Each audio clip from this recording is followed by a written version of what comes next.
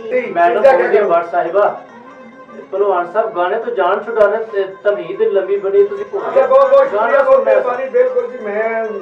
चूंकि सारी दुनिया ਨੂੰ ਫਰਮਾਇਸ਼ਾਂ ਕਰਨਾ ਤੇ ਮੈਂ ਪੰਜਾਬੀ ਕਲਚਰ ਦੇ ਹਵਾਲੇ ਦੇ ਨਾਲ ਹੀ ਗੱਲਬਾਤ ਸੁਣਾਵਾਂਗਾ ਕਿ ਸਰ ਪੰਜਾਬ ਦੀ ਧਰਤੀ ਪੰਜਾਬ ਦਾ ਸੱਭਿਆਚਾਰ ਪੰਜਾਬ ਦੀ ਧਰਤੀ ਕਿਸ ਤਰ੍ਹਾਂ ਦੀ ਹੈ ਲੋਕ किस तरह के थोड़ा सेवा किस तरह का इस तरह के रहबर किमें दी है और तो कुछ चंद लाइना जी मैं लिखिया ने लेकिन उस तो पहलू एक अल्लाह ताला की जात के ना कि जो चाहे रब सोना कर सकता जो चाहे इंसान को बनाता वो हाथ ही सारी डोर है जो चाहे वो कर सकता है अज इस तरह से बैठे तो वो फजल और करम के नाल बैठे हैं कि सब आसरे दुनिया ते हैं झूठे सच्चा आसरा अल्लाह की जात का है कामल मिले मुर्शद जा कोई वली अल्लाह दस देवे जो राह निजात दा है क्यों मैं आकर के टुरा जमीन उत्ते मैनू पता जदों अपनी औकात दा है ते असगर चंद हजाती दा डुब जाना है आसरा रात दी रात दा है ईद दे बारे नाल गल करांगा कि जिंदगी बहुत थोड़ी है जेड़े लोग नाराज ने एक दूसरे तो आंदे ने कि घड़ी पलदी होवे या 100 साल जिंदगी गुजारो हस के जिंदगी गुजारो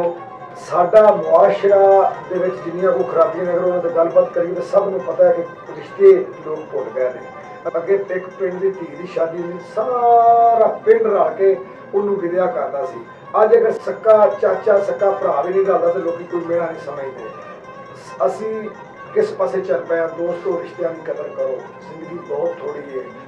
बहुत जल्दी असी इस दुनिया तो टुट जाना है साढ़े बेशुमार दुनिया तो ऐसे लोग रिश्तेदार यार दोस्त आए को कबरों में थले टुर गए परत के उन्हें साढ़े कोल कोई नहीं होना असा ही उन्होंने कोल जाना है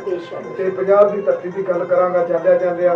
फिर एक बार शुक्रिया ओए असी ठेठ पंजाबी बोल दे सानू ए दे उत्ते मान सानू माने लोरियां दित्तियां यारो ऐसे विच ज़बान जेड़ा मां बोली नू भुल जाए हो जेड़ा मां बोली नू भुल जाए चंगा होंदा नहीं इंसान ते असगर बातां जोड़ियां पिया करदा कुल जहान पिया सुनदा कुल जहान पंजाब की गल होगी तो पंजाब की सिफत दुआए कि रही दुनिया तक सारे पंजाब की धरती जी इस तरह लहलहांदी रहे कोई सुख गुलाब होवे जन्नत च मैं जावां शाला उत्थे भी पंजाब होवे